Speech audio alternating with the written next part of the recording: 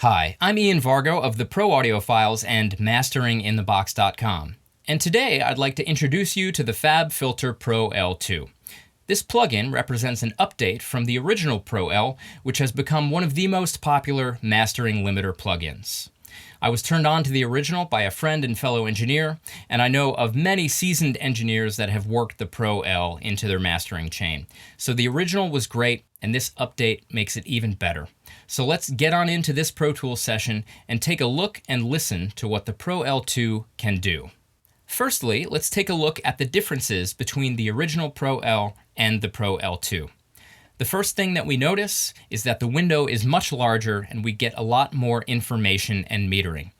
This is great, as mastering is mostly a sonic art and science. There can be a lot of information gained from metering, information that perhaps our ears can't perceive.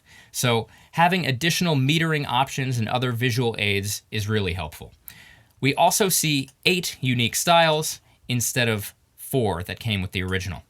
We can also see our program material scrolled differently, and we'll talk about this. We also see true peak limiting button right here, as opposed to the ISP intersample peaks button here. So a lot more information going on. Let's take a listen to what the Pro L can do. I'm going to start by limiting this track the way I would in a mastering session. The target loudness that I'm going for is -14 LUFS. This represents what most streaming services are currently using. We also have other options including -9 LUFS, which, as in the brilliant introductory tutorial from the FabFilter website, is a nod to the loudness war. I think it's fascinating and great that a technology company is fighting on the right side of making your music sound better. So we're going to aim for -14 LUFS. I will also be using this 1-to-1 option, which will level match what I am doing to the original. So you're going to hear the artifacts and the distortion that might happen with limiting without a perceived boost in volume.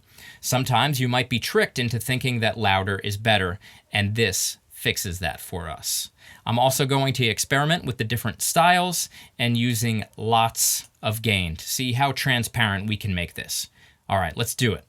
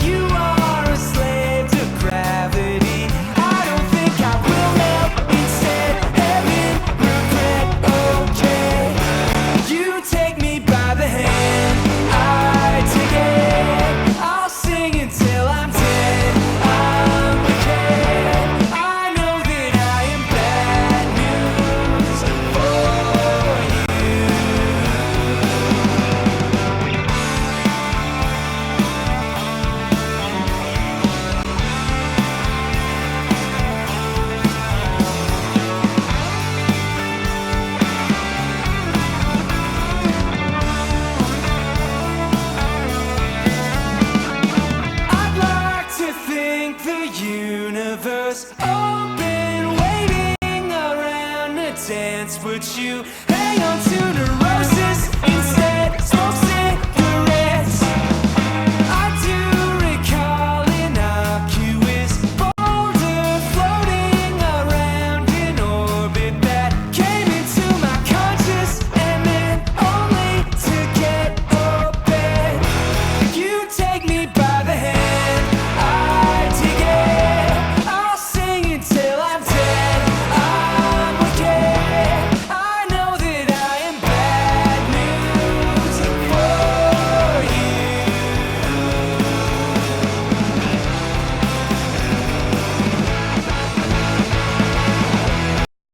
Okay, so hot take. If it seems like I was just sort of shooting in the dark and experimenting, that's because that's exactly what I was doing. I'm a brand new user of this plugin as it just came out. I'm still getting used to it, its different features, and how it sounds. So let's discuss how I believe it sounded and how it affected my workflow. I really do enjoy this one-to-one button here. This tells you, are you actually making your music sound better or simply louder, therefore tricking your brain into believing it's better? Part of the problem of the loudness war in the first place. You could, of course, do this on the original by holding down Shift if you look at the output as it relates to the gain as I move it up, but I like the fact you just click a button and don't have to worry about it. The different meters were helpful in telling me how close I was to hitting my target. I really enjoy these different styles. I'm very familiar with the individual sounds of the first four that came with the Pro L. To my ears, this aggressive style had more of a low frequency bump going on and seemed more intense, as the name would suggest. I ultimately settled on modern. I feel like it had a really clear and open stereo image in a way that the others didn't. I did not experiment with bus or safe. Bus, from what I've read, is more about applying this to individual tracks or auxes. And then safe here, as you'll see, the look ahead option and the attack option are disabled. So this is for if you really don't want to crush your transients, this might be a good option. And I did find that even with the modern setting, when I was going with faster attack times, that I was sort of taking away from the impact and the transients.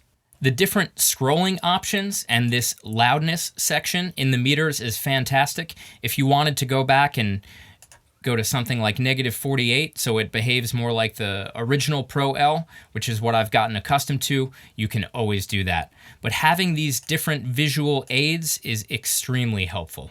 So in addition to this true peak limiting button being moved over here and being set to on by default, we also have additional oversampling options, and of course dithering, which is extremely important to a mastering engineer. We have a DC offset button. We've got this very interesting sidechain feature, which is great for printing stems. And this delta mode, which is an additional way of hearing what you're actually doing to your material. So in summary, although in this tutorial I am only using Pro L on some rock music, I could tell that this thing would work great on all different types of program material, from pop to electronic to hip hop.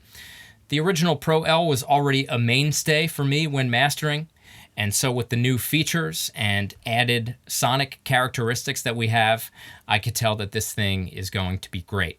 So make sure to check it out. Check out the band The Next Great American Novelist. The song that I used for this tutorial is called Wicked. And again, this has been Ian Vargo from the Pro Audio Files, and check out masteringinthebox.com. Thanks, guys. Bye.